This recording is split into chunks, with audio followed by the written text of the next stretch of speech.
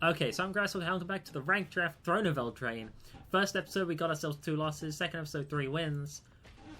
We're on the brink. The next loss is the end of the run, so we're just going to see what happens.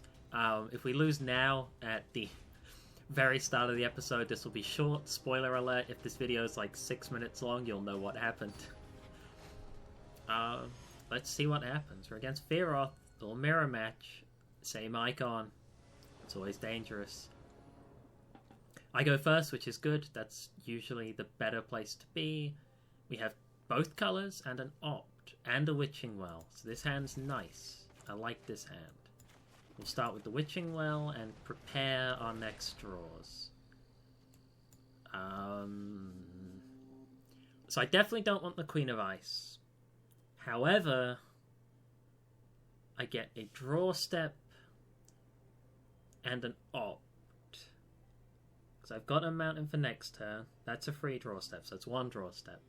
Then I have an opt, which is a second card. Then I have a 3rd draw step and the scry. That is 4 chances to find another land.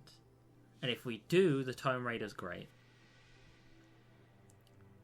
I think we will leave the Tome Raider on top.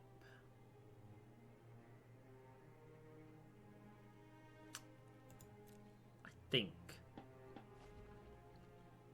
Because that's what's going to enable us to win the game. The Vandal plus draw engines. So that's the first draw step, that's the Raider. Then we Vandal on his end step. And then we have a 47% chance of drawing a land, in which case we just play the Raider. Or we might not draw the land, in which case we opt. Okay, we got the land. Perfect. So we're in a healthy situation here. The Vandal will start to grow, and eventually it will reach a point where it probably can't be handled by like normal basic bitch means. They'll have to do something big about it. Okay, he's tapping them. Fair enough. We're about to get Tide's Opt Runaway type deal. Mantle of Tides, Opt. That'll let us attach it to the Vandal. Merchant of the Veil's like a permanent enabler for the Vandal. That's gonna grow. +1, +2. We'll put that on the Vandal as well. And we'll swing with both, and then we'll go, oops. But what we really were doing was taking the little bait. That's it. And then we go, nice. Next level chat wheel bad manners. That does get rid of our runaway together target, but trading like half a card, 2 halves of a card. Ooh, Reaper of Night! That's big. Pratta's nice though. We have the Witching Well to enable it. He needs a lot of removal and very quickly. He needs to kill the Vandal because it's killing him in 3 turns. He needs to kill the Radder, because with the Witching Well, it becomes a bunch of 1/1s, and then we're going wide as well as going high. Hand big. It's not just high, it's big. It's a 4/6. We have a Rimrock Knight in our back pocket. He has a shitload of cards, but none of them are on the field. He has 4 cards in hand, 1 on the field. We have 4 cards on the field, 1 in our hand. We're going to Witching Well. We're going to get a billion rats. It's a nice island draw. We'll keep it on... No, we can move that actually. It's +1, +2. So we can make that a 2/4. And diversify our threats a little bit. And then we can swing with both. And that's now 6, and he dies in 2 turns instead of 3. Wow, he blocked that. Okay, he had a trick. Did not expect a Lash of Thorns. I didn't know people played that card. Alright, we got greedy. Got greedy, got punished. But he still dies in 2 turns. Ooh, now he dies in, well, still 2 turns. But closer to death. Gingerbread gives him some life back, though, technically.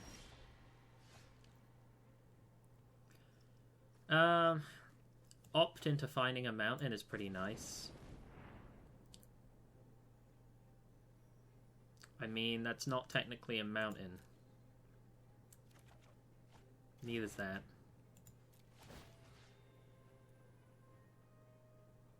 It's +1/+2. Put it on a ramp. Threaten him with a ramp.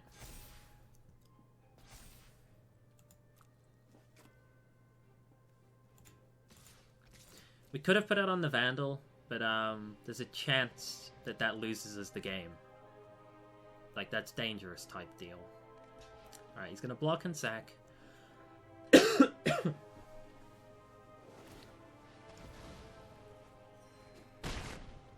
Buys him a turn. What do we want to play now? Lock Dragon's cute. River Turtle's cute. Stop something from being blocked.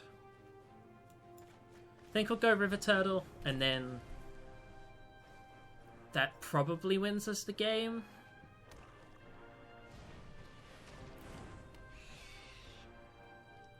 He has no mana, he can't answer the flyer. Nice! So we got at least one win. We're 6 minutes into the video, we didn't lose, so... The video's 6 minutes long, and then something horrific happened.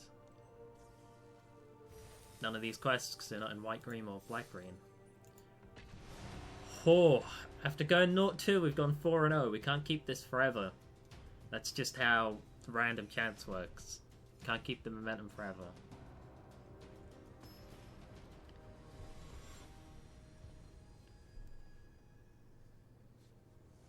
Alright, Mr. Mayhem. That is a cool name. I hope I don't lose to a guy with a name that cool. This hand isn't keepable. Opponent goes first. So our win rate's rapidly disappearing when we see going first and we see that we have to mulligan. That's better. I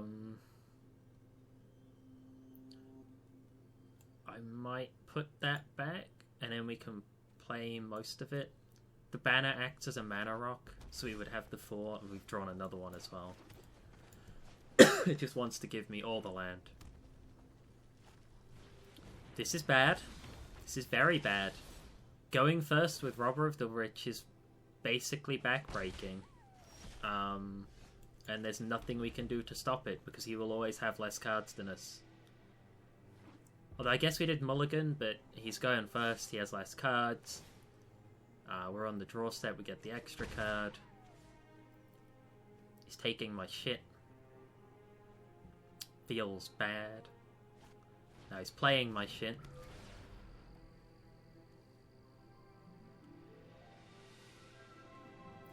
He's trying to get the value out of it whilst he still can, because it might not live forever, and he might not have rogues.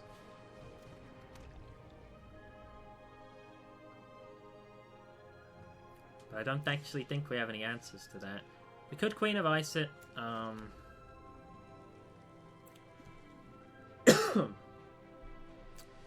That buys us a turn.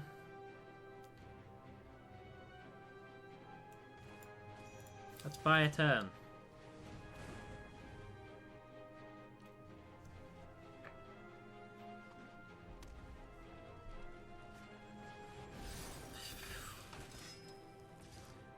That's big.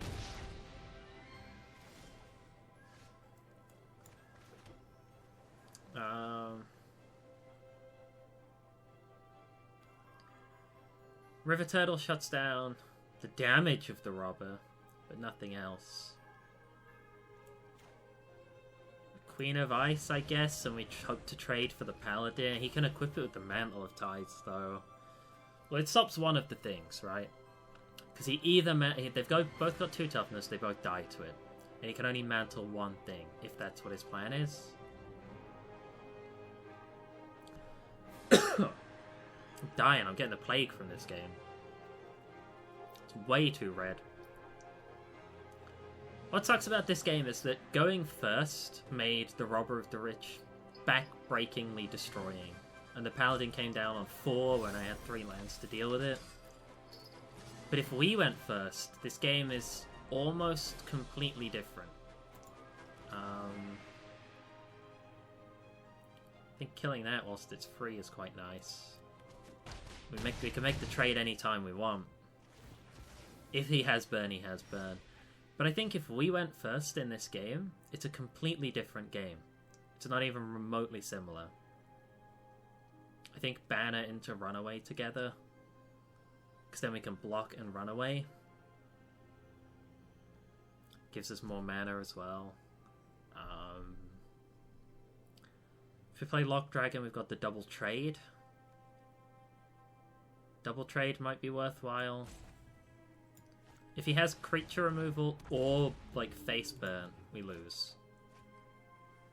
But that's just how it is when you're against this. There's a chance he's out of gas here though. And he'll have to like Mantle of Tides and then things get awkward for him. I hope he's out of gas here. Probably not. He has 5 cards in his hand.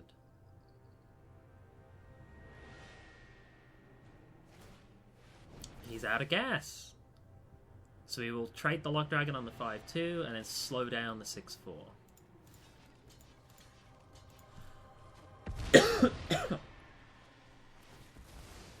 So that's shut down for a turn. That buys us a turn. What are we going to do with that turn? I mean, we can play the Mad Ratter, and we have a turn bought for us. And then we can Tome Raider and get 2 rats, and we have Eternal Chumps. And then our only problem is the fact we're at 1 against red, which is known for its burn spells. But it is what it is. Sack a creature does 2 damage to a player. Interesting!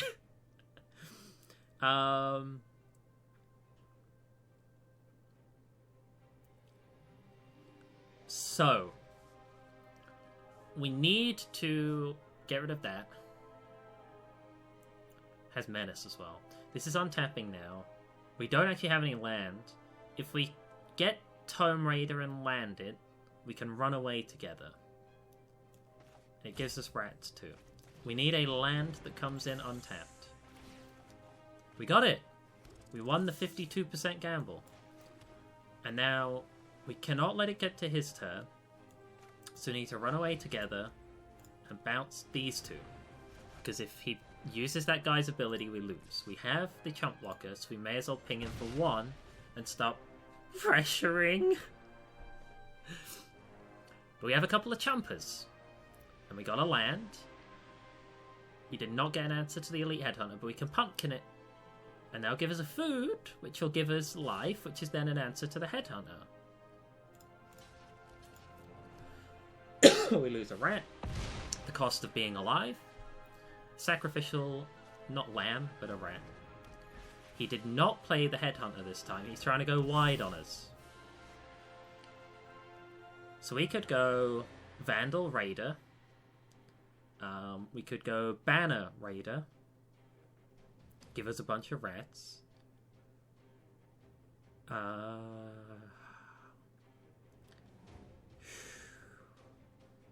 Vandal Raider would be a 2-3, which doesn't actually change anything. So I think Banner Raider. And I think the banner is going to be black. I'm going to use it. I'm going to get a bunch of rats. There's a land. That's Scalding Cauldron. So now we have removal for the Headhunter, definitely. Can't afford to swing. We're going to have to make some cost of being alive trades. I think we will chump with the Raider and a rat, and then we'll use 2 rats to trade for the Paladin.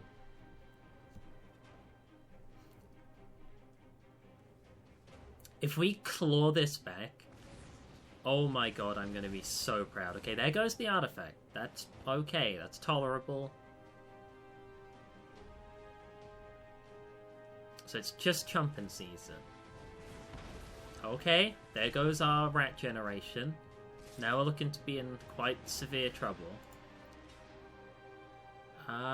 We just have to chump. We can't do anything else. There's no cheeky maneuvers. That's a free chump.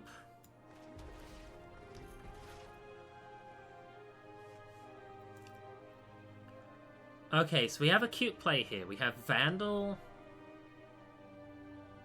We can't Pumpkin during his turn. We have Cauldron Pumpkin. That's a plan. 3 plus 4 is 7. So we could do Cauldron Pumpkin.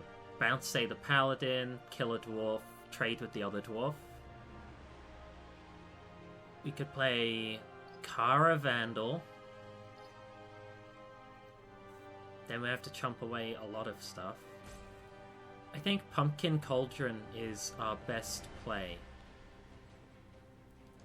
Pumpkin bounce the Paladin, Cauldron kill a Dwarves, and then trade with some Dwarves. That's all going to happen during his turn. So he might be onto it, he might have something. And the Pumpkin Cauldron gives us that food that we need. Okay, we lost. Maybe. Probably. If we bounce it, get the food, sag to 4, we still die to hits. If we Cauldron our own guy. Cauldron our own guy, Pumpkin, take hit. This is over. I'm 90% sure this is over. I'm looking for a line that gives us a turn. Pumpkin the Raider. Cauldron a Dwarf. Block, take 3. Cauldron the Raider. If we Cauldron the Raider, we still don't have enough mana to do anything. Block, pump. I mean, we'll do it. We may as well try. It's not going to do anything. I think we take the 3 anyway. Oh! That saved us the 3! But, this is where we then lose. Unfortunately, we were so close to wrenching that game in some semblance of control. But that was one of the most fun games I think I've ever played, even though I lost, because of being on the brink as a deck trying to stabilize and produce value and get away with it. Makes me really happy. We didn't get the double pack, but we got 450 gems, so it only cost us 300 gems to get 4 packs, and they're big packs as well, they're draft packs, as well as just the fun of playing. So thank you guys for joining me. I hope you enjoyed this series. I'll see you in the next one. Bye.